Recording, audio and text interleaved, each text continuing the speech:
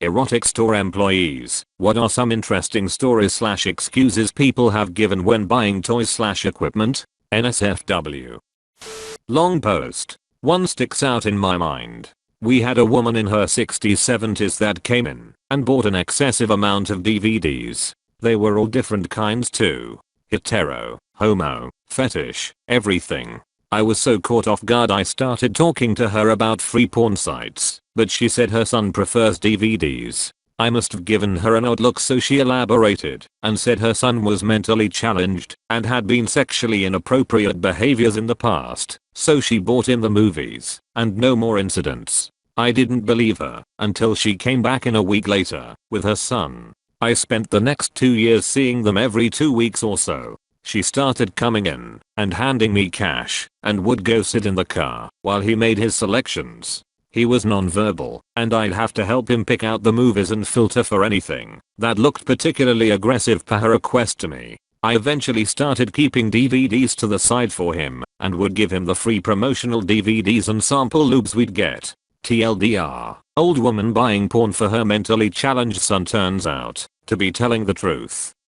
I used to work at an adult novelty store. We sold all sorts of things from SFW stuff like jewelry and masks to NSFW stuff like 2-foot-long double-sided dongs. Most folks didn't find the need to make an excuse for what they were buying. There were 3 types of customers. We would have the regulars, usually men in their 60s or older, who would come in for a few DVDs and some enhancement pills. They don't talk much, in and out. We would get the college kids in for a laugh. They'd wander around the store for an hour touching everything and usually leave without buying anything. If they did buy, it was always a gag gift. Then there were the professionals, either performing drag queens, strippers or professional dominatrixes. They were my favorites. They were kind, polite, and always knew exactly what they wanted.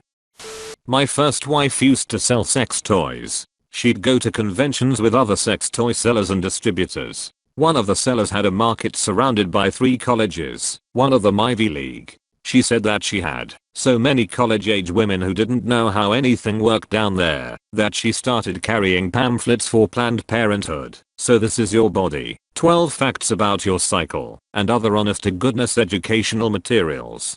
Women would ask her medical questions and she'd have to explain what a gynecologist was for. Honey, I just sell glowing condoms and dildos shaped like tentacled dinosaurs. You need to ask a real medical professional these questions. And this was in 2009.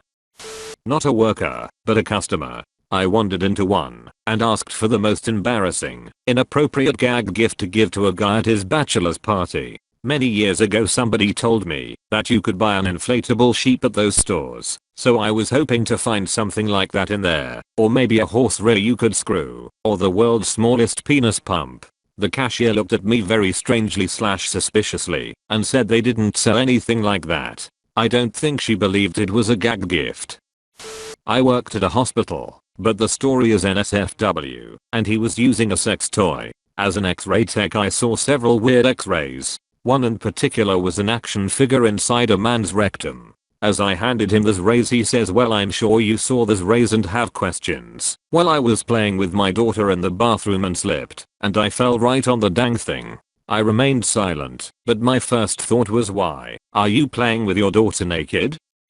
Not me, but a buddy of mine worked at a smut shop for a few years a long time ago. He's got tons of stories, but my favorite one was when he was working and this older guy came to buy a bunch of gay porn and rent some gay videos. I told you it was a long time ago. After the guy paid he left and went home, called the store, and asked for my friend by description. My buddy answered, and the guy said he'd give him $40 for his underwear. I asked him, well, what the hell did you do? I stripped those bastards off in the bathroom, threw them in a plastic bag, and gave them to that idiot for $40. He never saw the guy again, and he has some more awesome stories about other people, but I always liked this one.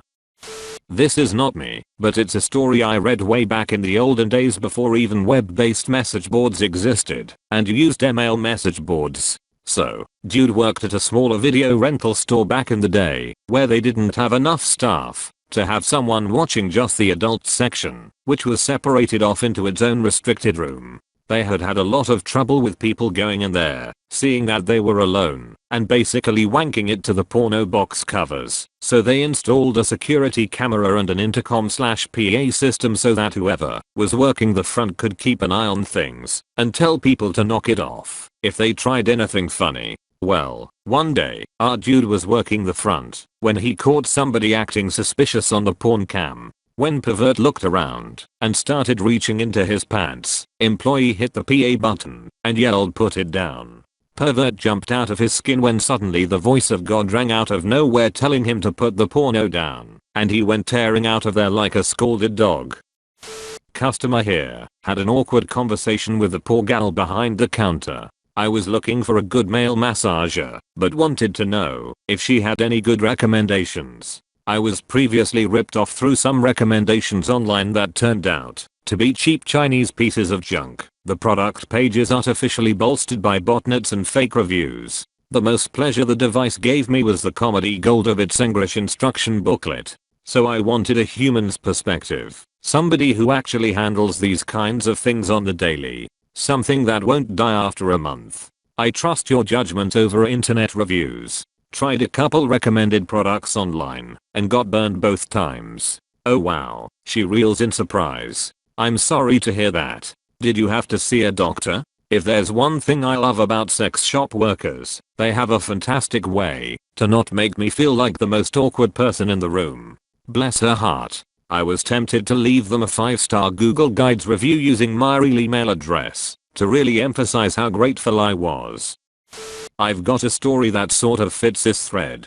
At an auto shop in a sketchy neighborhood, one of my employees used to leave his windows down all day when parked on the street despite repeated warnings. No idea how he never lost his radio. I finally came up with a diabolical plan to rid him of this habit before he suffered a theft and passive-aggressively blamed the workplace. Tasked my manager with stopping at an erotic store right along her way with purchasing the cheapest blow-up doll you sell for a prank.